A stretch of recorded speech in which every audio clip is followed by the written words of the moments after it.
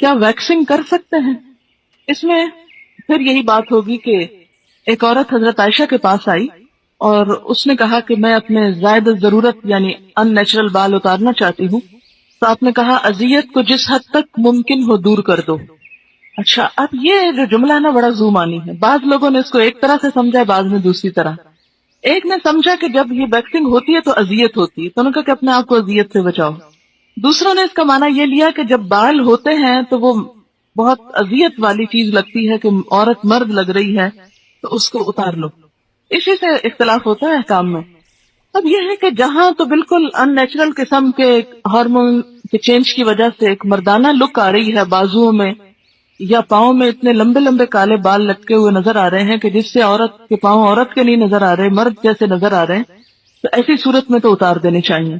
یا upper lips پہ یا چین، یہ تمام چیزیں تاکہ عورت عورت لگے. لیکن پنڈلیوں پہ بھی آپ کراتے ہیں تو گھٹنے مت دکھائیں، گھٹنا عورت کا بھی عورت کے سامنے نہیں کھلنا چاہیے. اور باقی حصے بھی جو سطر میں آتے ہیں وہ آپ نہیں دکھا سکتے.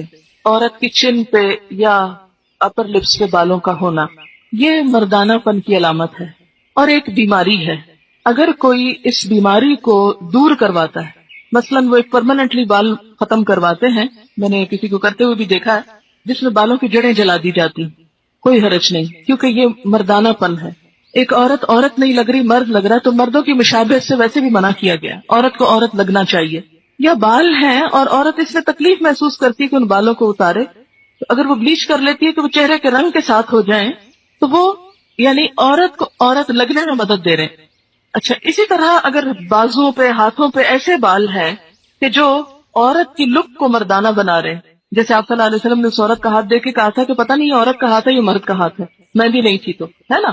اسی طرح اگر بازو پہ اتنے بال ہیں کہ جو وہ عورت عورت نہیں لگ رہی الٹا مرد لگ رہے، تو مردوں کے عموماً گھنے بال ہوتے ہیں. تو ایسی صورت میں ان بالوں کو ریموو کرنا جو ہے کہ جس میں عورت عورت نظر آئے اس میں حرج نہیں.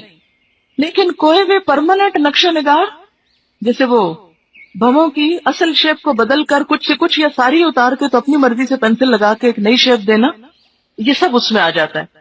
ہاں، بھویں مثلاً یہاں سے دو جڑی ہوئی ہیں، اب یہ کیا ہے کہ یہ ایک اوریجنل عورت کی شکل نہیں ہوتی، ایک بیماری آپ کہہ سکتے ہیں.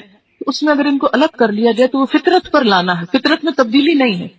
فطرت میں تبدیلی کیا ہے کہ اصل سارا کچھ اتار دیا آپ نے اور اپنی مرضی سے لگایا. اور یہ جو دو جڑے ہوئے ہیں ان کو الگ کرنا فطرت میں تبدیلی نہیں، فطرت پر لانا ہے. تو یہ ایک اصول کے طور پر سمجھ لیں کہ کوئی بھی ایسی چیز جو فطرت پر لانے میں مدد دے رہی ہے اگرچہ وہ کچھ چینج کا تقاضا کر رہی ہے تو کوئی حرج نہیں.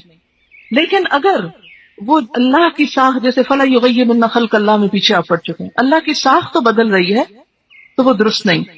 آنکھوں کے درمیان سے بال کیا مرد بھی نکال سکتے ہیں؟ ان کو مرد ہی رہنے دیں. کچھ لوگ کہتے ہیں کہ پیریڈ کے دوران تھریڈنگ ویکسنگ نہیں کرا سکتے، اس کی بھی کوئی دلیل لائیں. ہر وہ چیز جس پہ آپ نہیں کا فتویٰ دے رہے ہیں، پہلے بھی میں نے آپ کو بتایا تھا کہ الاصل فی الامور الاباحہ، ہر کام کی اصل کیا ہے کہ یہ جائز ہے. جب آپ نہ کر رہے ہیں اس کے کہ جائز نہیں تو پھر آپ کو دلیل دینی پڑے گی، اور اگر دلیل نہیں تو اس کو جائز ہی رہنے دیں.